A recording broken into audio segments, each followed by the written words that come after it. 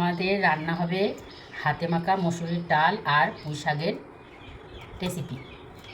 এতে আমার উপকরণ আছে, মসুরির ডাল আছে 1 কাপ, 1 ঘন্টা আগে জলে ভিজিয়ে রেখেছিলাম, 500 গ্রাম পুঁই শাক, একটা আলু কুচি দিয়েছি, আর এর সাথে লাগবে অল্প কটা কাঁচা লঙ্কা, রসুন কুচি, পেঁয়াজ কুচি, আদা গ্রেট করব।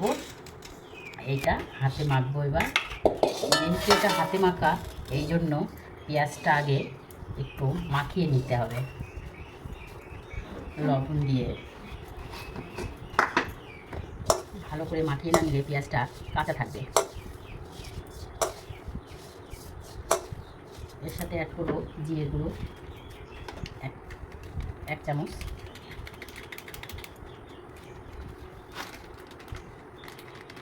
ধনে গুঁড়ো 1 চামচ, আর কাশ্মীরি লঙ্কা গুঁড়ো 1 চামচ, হলুদ গুঁড়ো, সর্ষের তেল,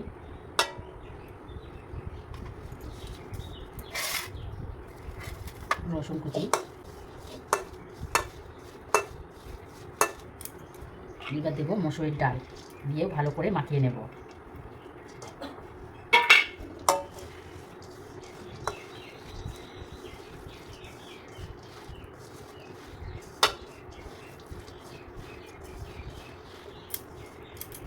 এবার গ্রেট করে রাখা আদাটা দেব। যেহেতু এটা হাতে মাখা, এর জন্য যতটা মাখাবো ততই এর টেস্ট হবে।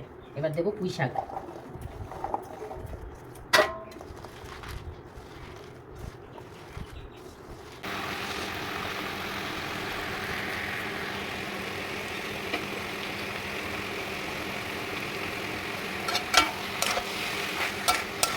এভাবে নাড়াচাড়া করতে হবে।